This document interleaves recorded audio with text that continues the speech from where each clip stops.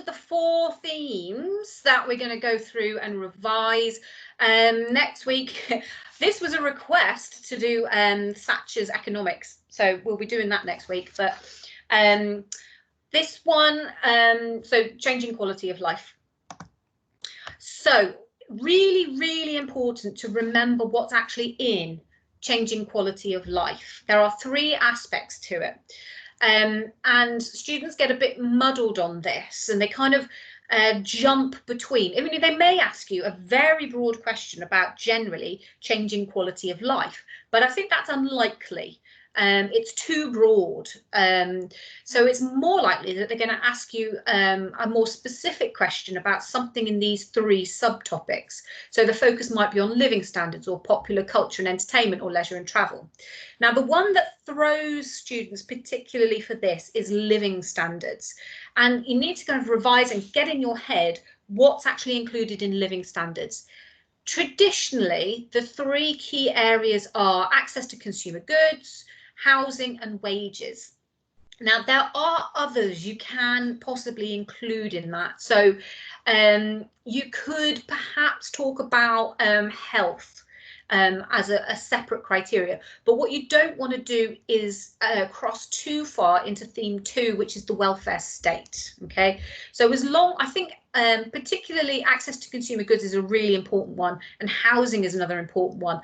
Wages is tricky because it kind of does cross into economics, but if you want to replace wages with perhaps access to education or health, then that's okay. Second one, popular culture. Well, that's obviously talking about TV, radio, cinema, but it also does include some smaller topics like spectator sports comes into that. Also, youth cultures might come up in that as well. Leisure and travel should be really straightforward. We'll have a look at a question about that in a moment. So thinking about how we can revise this, well, this should look pretty familiar to anyone that's kind of had a look at the, or been here for the other ones. As with society and change, there's not really that much legislation. You know, welfare and politics, there's far more legislation. This one, there's not that much. It's more about processes and what happens over this time period. So we've got our 3 key areas. So one of the things you can do is just colour code them as we did with the other ones. Which of these would be relevant to which of the 3 themes? I'm trying to check, then they should be relatively straightforward, all of them. Just a quick recap, if you're not sure, you've not come across Ronan Point, that's to do with housing, because there was a tower block that collapsed because it was built particularly poorly.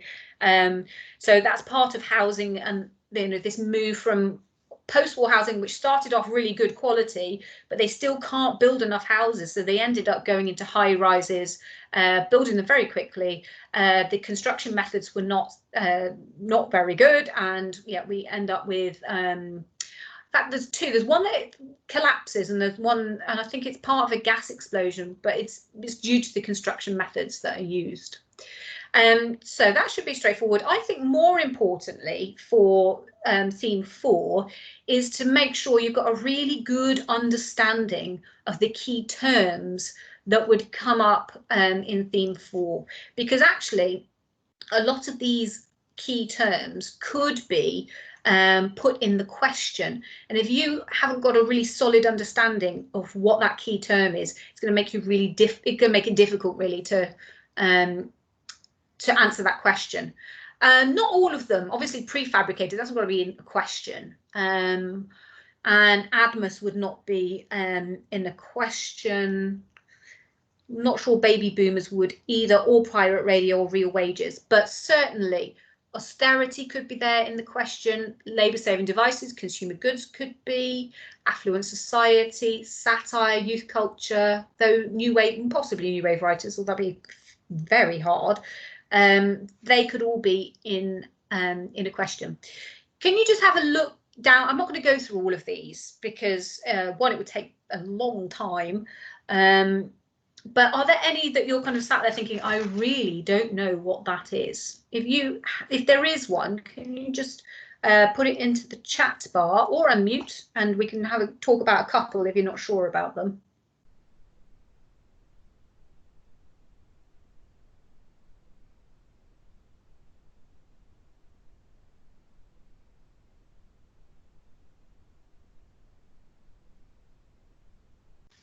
If you are happy with all of those, can you give me a thumbs up then? So I know that you've kind of got a reasonable understanding of those key terms.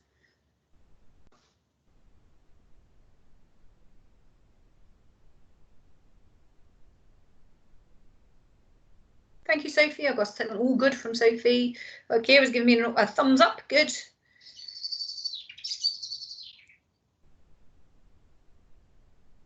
Holly, thumbs up. Good.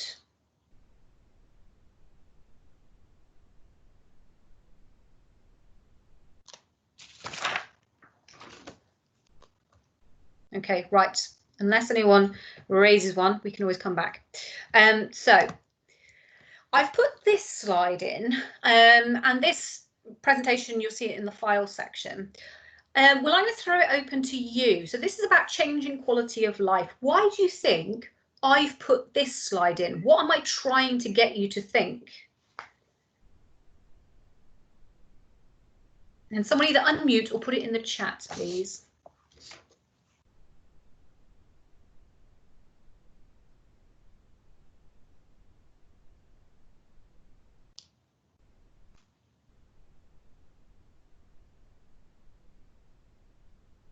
Right, Holly, you're absolutely right. We have to be, Holly's put that it was different for everyone.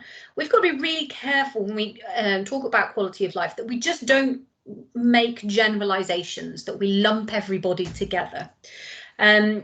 Because, and we've talked about it a lot, about this keyword nuance. So we're thinking about quality of life.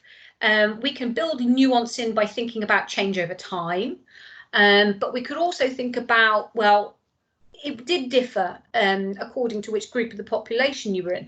So to give a couple of examples for that, bottom right, I've given, I've tried to express the working class. Now, quality of life for the working class, if you think about 1930s Britain, takes a real hit. They have very poor quality housing until we get into the post-war era. A lot of the housing was built especially for the middle classes. There wasn't any social housing really as a focus until the post-war era. And then if we look at women, I've tried to give an example of, well, these are very reckless women in 1920s Britain. But equally, in terms of accessing entertainment, it was very different for women. The radio was really important for women because if they were in the home, it ended that, or it helped with the sense of isolation that a lot of women felt in the 1920s, because they couldn't necessarily go out unchaperoned to places. Spectator sport was largely cut off from all women in the 1920s and the 1930s. But if we look at things like access to consumer goods, they are the group that are really benefiting from it. The labour-saving devices of the 1930s and then going into the 1950s transformed the quality of life for women because it freed them up to go and have a better quality of life. And then bottom left, I'm trying to I've kind of looked at it from a different angle, and here I'm looking at immigration in the post-war era. Now, what is particularly relevant there might be wages, because until the race discrimination laws come in, immigrants were often paid a lower wage, so that's obviously going to affect their quality of life. And also there was lots of discrimination in housing, which meant that immigrants coming into Britain were quite often in low quality housing in inner city areas. So Brixton, Notting Hill, slum housing in London. I know we don't think necessarily of Notting Hill as slum housing, but if we went back into the 1950s, it was. And it's some of the areas that immigrants could only get housing. And also this image of the map. We have to also remember that regionally, it differs across the country. So industrial areas perhaps suffer more in terms of quality of life. The Midlands is doing much better because it's got more industries, particularly in the 1930s, greater range of industries. Right, so that's a way of kind of thinking about quality of life. How does it affect different people? Another kind of strategy to think about these three core areas is to kind of create a clear narrative in your head about what's happening across the 20th century, because this is, remember, a theme. These are breadth questions. You're not expected to know absolutely everything that happens in 20th century Britain. It's not possible. But if you can create an overarching narrative in your head, I think it will really help with your revision. So we're going to have a look at leisure and travel. Which order do you think those concepts or events should be in? I'm going to give you just a minute. Just jot it down on a piece of paper. You don't have to write out, just put A, B, C, D and put it in the right order, the letters, and then we'll talk about it in a minute.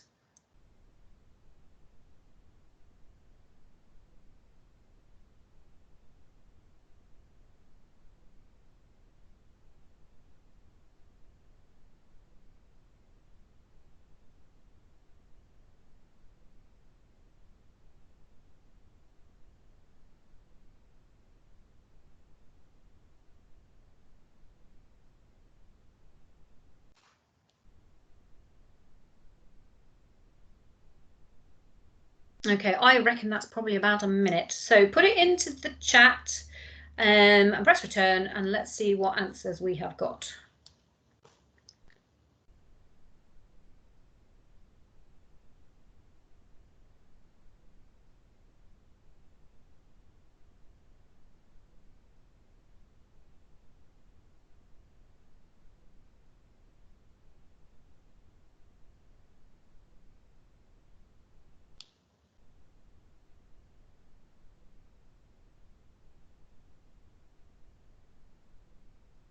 Okay, so far I've got a suggestion from Sophie. We'll go through it in a second. Let's have an alternative and see if we can get some consensus on this.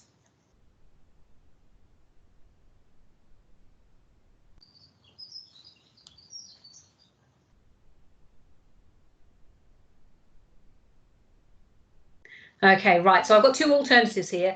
Sophie's gone for BADC, so car ownership, motorways, paid holidays, and then foreign holidays.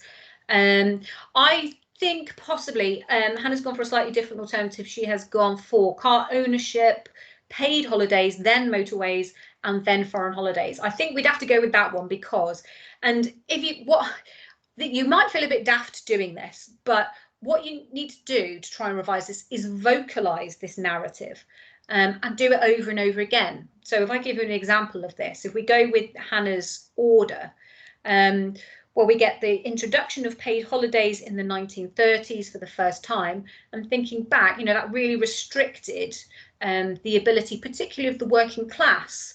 If they haven't got paid holidays, they're not going to be going very far, are they? And they're certainly not going to be going on holidays. So we need to have the paid holidays, first of all, in place, but also at the same time as that's happening in the 1930s, we also start to see the growth of car ownership. So that's going to be, which is affecting particularly the middle classes. So you could have B or D coming first, but they're both processes that are happening in the 1930s. Once you get more car ownership, people are travelling further afield. So we start to see people going up to the Lake District, going up to Scotland, going to Blackpool. If you didn't have a car, you were quite often dependent on, obviously, public transport. And we looked at something called the charabanc, which is kind of like an open top bus, I suppose. And if you worked in a factory in the pre-war era, quite often factories would put on day trips for their employees, and you'd go in a charabanc to the seaside. Once we get growth of car ownership After the Second World War, then that's obviously, if you're going to have more cars, you need more roads. So we get the rise of motorways from the 1950s onwards, again, opening up greater areas of Britain. I think the first one is the Preston bypass. And the last piece of the jigsaw is the expansion of different places that you could go on your holiday.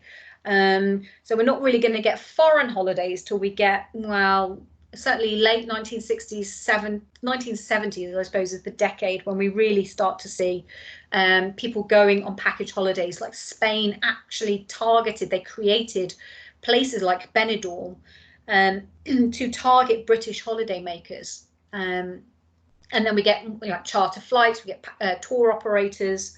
And coupled with that, you'd want to perhaps think about how the standard of living generally across the post-war era was increasing. People had greater disposable income, which allowed them to go on those foreign holidays. So I've just gone down through the middle one, but you might want to think about how can you create a similar narrative for living standards and popular culture. So let's just have a look at a quick question to finish off. And the one I think we'll have the one on the right should be really easy, hopefully. How accurate is to say living standards of the working class? Once you've understood the concept of living standards and know what it includes, so housing, wages, access to consumer goods, that's your criteria. Now, they've already narrowed the focus of this down to the working class, so you can't build in nuance by looking at different groups in society, because they've already narrowed it down for you. So in this instance, you might want to build a bit of nuance in by looking at change over time, because 1945 to 51, thinking about those key terms on that list, is about austerity. So it's not really until the 1950s that living standards really start to improve, because wages start to go up from the 1950s. We've got the end of rationing, and then this remains reasonably high through the 1960s. Of course, 1970s, then we're starting to see a decline. Wages are not keeping up with inflation, reduces the amount of disposable income. So that's a way of building in nuance.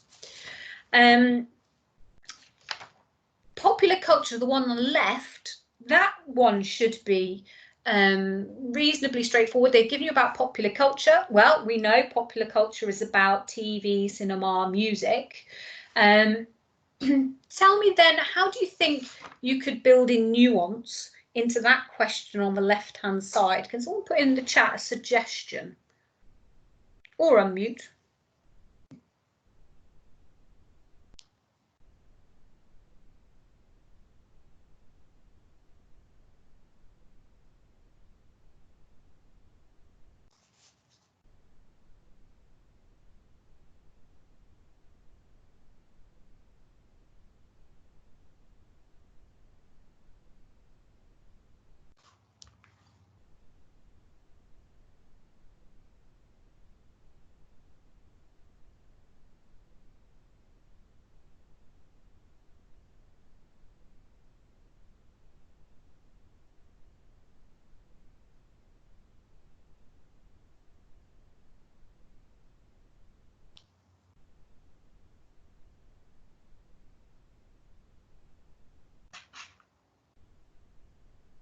Holly, you can normally unmute. Have you got any ideas? Not really. I'm a bit confused. Right, let's just unpick it. So this is about popular culture and TV. So they've given you the focus, which is TV. You would then want to compare it against other forms of popular culture, so cinema, music. But how can we divide it down again? How can we kind of look at it from different angles? Any suggestions?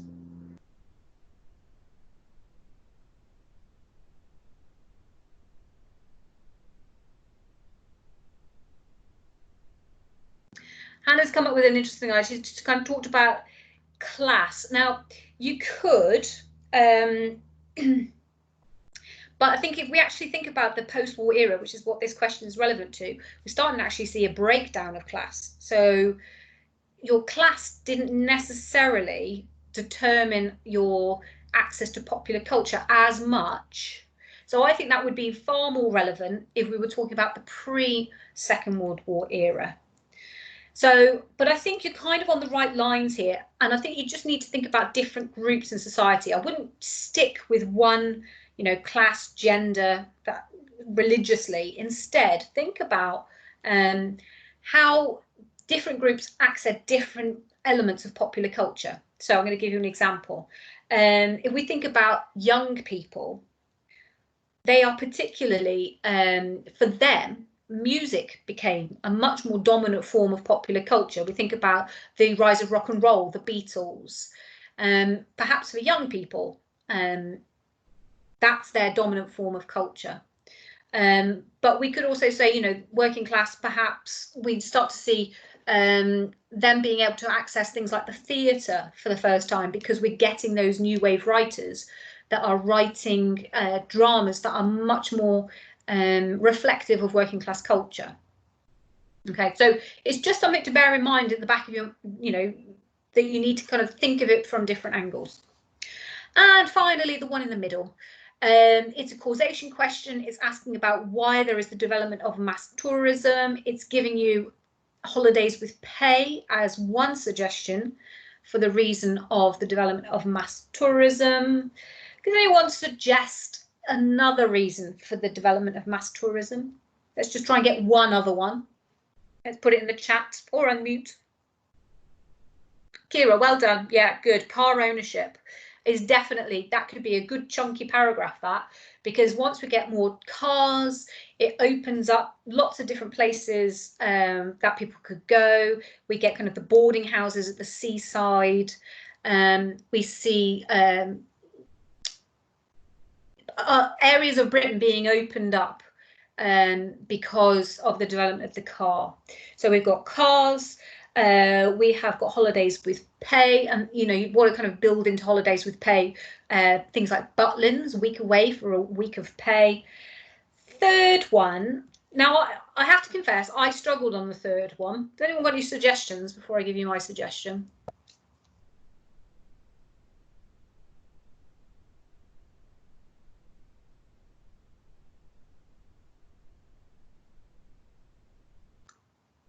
While I wait for people to come up with some suggestions, just be careful with the date range here. This is going all the way back to 1918.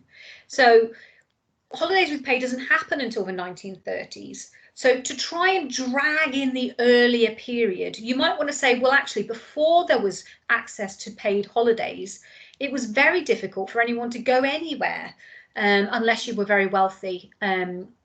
So you might be able to go out for a day trip to places like Blackpool, but throughout the 20s, until we get paid holidays, there really is no mass tourism. Okay, I haven't got any suggestions yet, so I'm going to go with the third one I came up with, and it's a bit of a sneaky one because it's kind of crossing into another area, but I put about rising wages, because until we get the affluence of the post-war era, and so 1950s onwards, we're not really going to get mass tourism. Once we get rising wages and therefore we get greater disposable income, again, it raises the prospects of people going further abroad. And what you could draw in there would be the rise of foreign holidays, particularly in the 1970s. So it just became far more affordable. And because of rising wages, you get all these tour operators and charter flights like Lakers Airways are able to be viable as businesses because they've got a mass market available to them. Okay, right. Anyone got any questions about that?